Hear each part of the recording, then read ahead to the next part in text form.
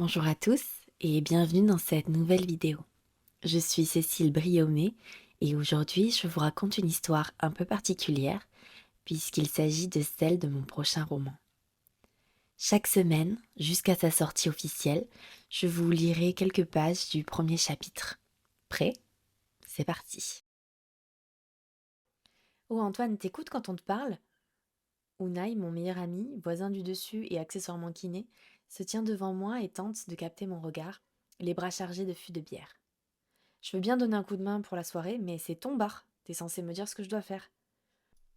Je le vois chercher alentour ce qui peut bien accaparer mon attention. Je lui désigne distraitement un endroit où poser les fûts, les yeux toujours rivés sur la porte d'entrée désespérément close. Tu penses encore à ta belle inconnue devine-t-il en levant les yeux au ciel. J'ai eu la bêtise de lui confesser qu'une cliente, régulière depuis peu, m'intrigue. Elle vient plusieurs fois par semaine, armée de son carnet et d'une détermination rare. Peu habituée à ce que je remarque de l'intérêt pour une fille, Unai s'est mis à rire, me demandant s'il devait s'inquiéter pour mon obsession à l'esprit criminel. L'idée qu'elle puisse m'attirer lui semblait sûrement trop incongrue. Quoique, attirer ne résume pas tout à fait ce que je ressens à sa présence. Le calme, la tranquillité, comme un havre de paix auquel j'aspire en secret. Je n'ai jamais osé l'aborder, si ce n'est pour la servir, bonjour, merci, au revoir. Pourtant, dès qu'elle entre dans mon bar si familier, elle lui donne un sens tout nouveau. J'ai lu un jour que certains croient aux familles d'âmes, des esprits qui se suivent, s'enlacent et ne se quittent pas au fil des siècles, au fil des vies. Tout ça me semble tiré par les cheveux. Pourtant, chaque fois que son regard croise le mien, j'ai le sentiment de la connaître plus que quiconque. T'attends la retraite pour oser l'aborder insiste mon ami, la cherchant toujours des yeux. Elle n'est pas là, mais il n'est pas obligé de le savoir. Peut-être bien.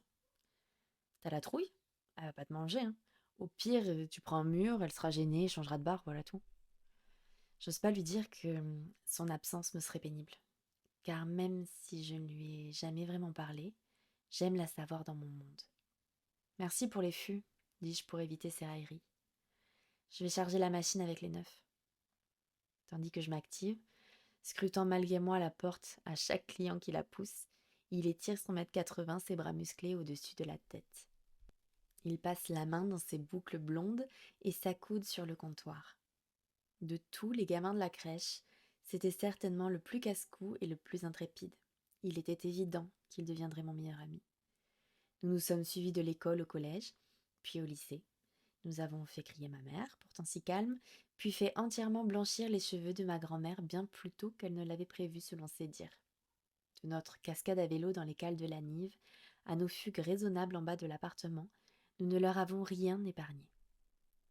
Unai, enfant unique, était prêt à tout pour faire vriller ses parents, et à son plus grand plaisir, je n'avais pas de limite. Il venait me chercher avec son vélo rouillé, et nous parcourions les pavés tels deux singes dans un cirque, tentant maladroitement de tenir sur la monture de fer. Je garde en souvenir de cette époque quelques écorchures sur les mains et les genoux.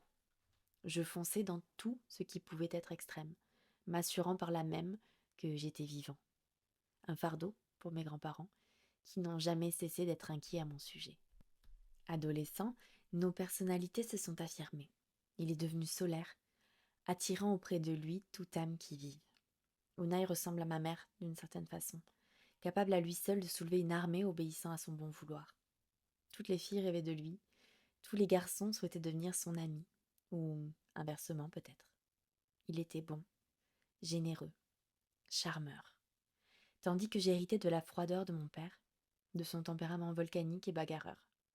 J'ai été virée plusieurs fois du lycée, ce qui attristait mes grands-parents et blasé Unai dépourvu de son binôme. À la moindre provocation, je fonçais tête baissée. Unai ne m'a jamais lâchée, ce qui lui a valu quelques ecchymoses et de nombreuses punitions de la part de ses parents.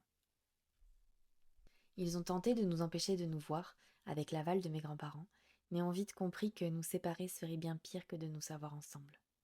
Au moins, nous étions tous les deux. À l'âge adulte, j'ai appris à mettre de l'eau dans mon vin, même si ça m'a pris des années, tandis que mon ami décidait de vivre pleinement sans se soucier des conséquences. Nos chemins auraient pu se séparer là. C'était sans compter le lien qui nous unit depuis toujours, sans explication rationnelle. Pronostic pour ce soir? Questionne-t-il.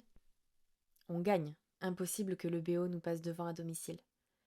Oh, tu sais, tout peut se passer pendant un derby. Bon, je dois filer, je serai là pour 20h, vous donnez un coup de main, ça te va? Parfait. Unai quitte mon bar et je me retrouve seule.